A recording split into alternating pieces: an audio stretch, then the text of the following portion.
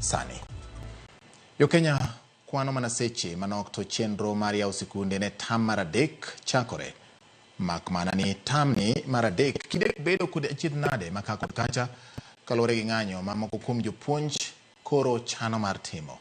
Jopuonje bore riwruok mar KUPPET osingo mar dhi nyime kod ng'anyo margi kochakore ayanga saa 6 mar otieno ma kawuono ka riwruok mar jopuonj mar KNUT to loko pache kendo nyiso jopuonj mage mondo kiny odonje tich ma ok olewo.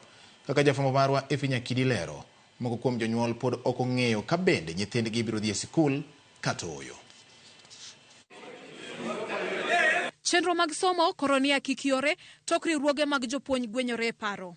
Riwruog jopuonj mar KUPPET omako chung' motegno ni gibiro dhi nyime gi ng'anyo manochan chakre wuok tich tarik 26 dweni. Komachielo, riwruok mar KNUT owacho ni gichungo ng'anyo mar jopuonj gi sani kaluwore ni duol mochung' ne ndiko jopuonj tich pachoka TSE nochopo moko kuom dwachgi. Having deliberated on the matters thereof, which included taking note that Teacher Service Commission, having been seized with the demands that the union presented, only addressed one aspect which had been presented as an item and left the entire 9 other issues not addressed. This council decided to vote that the strike continues. And I want to repeat, the NEC has therefore, today, the 25th of August 2024, agreed to withdraw the strike notice action, which was elapsing by midnight today, 24th. Koloso, jagoro maduong' mar KNUT, Colin Soyu, olero ni duol mar TSE osechoro elemo mamalo jopuonj makwan gi romo 51,232 kod keto e tim winjruok mar dok e tich kata CBA mar hik omenda 2021 nyaka 2025. The commission has already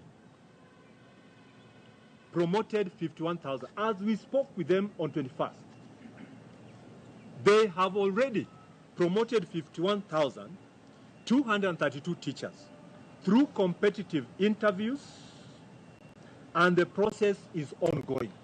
Riwruok mar KUPPET kata kamano wacho ni duol mar TSE ochopo mana dwachgi achiel kendo giseyo yorno ma piny owacho moloyo to migawo mar somo ok mi godo pek ywak kod dwaro ma gisechwalo negi. Having been seized with the demands that the union presented, only addressed one aspect which had been presented as an item and left the entire 9 other issues not addressed. Chalma kama koro miyo jonyuol luoro mar ni gionge kod adier mar ka owinjore gi we nyithindo thuolo mar dhi skul kata ooyo. Moko kuom jonyuol wacho ni pogruok e paro kind riwruoge ariyo mag jopuonj oweyo gi kod achiedh nade gino momiyo gidok chien e wi chenro mag skul. An gi pacha neno ni nyithindo kikiny wuogi ni dhi skul nikech notimore mane last time kane olandi ni nyithindo dhi skul to lande saa 6 otieno. Already nyithindo moko nosewuok mabor kaka Mombasa, Nairobi and all that. Koro wayudo ni nyithindo nochandore to koro ka jopuonje ni e ng'anyo to ka wasegolo nyithindo mondo dhi skul to jopuonje ma koro dhi bedo parents mag nyithindo go. To aneno ni mano is a big challenge. Ni nyithindo dhi chandre. Once ni gin kendgi, there are so many nyithindo nyalo timo ka gin kendgi. Ng'anyo makama bende giwacho ni biro rocho chenro mag somo moloyo to etamni mar adek kendo kelo hinyruok maduong' ne jopuonjre ma ikore ne timo penj maduong' mar KCSE kod mano mar KCPE.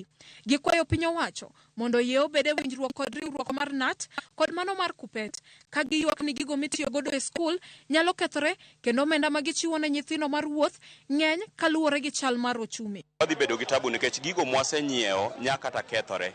To ka nyithindo dok wadhi bedo gi mor, miyo wakwayo sirikal mondo donji okonyre gi jopuonj gi winjire mondo nyithindo dogi. One transport ma nyathi dhi tiyogo kendo kochako duogo mano kendo en hinyruok nikech ka obiro chako dogi koro ok wang'e ni pesano to wagolo kanyo. Magi duto timore tok jatend migawo mar somo Julius Migos wacho ni oikore mar bedo e twak kod riwruoge ariyogo mar chungo ng'anyo kendo keto kinge makare mar bero migawo mar somo. Efinyakidi, Ramogi TV, Nairobi.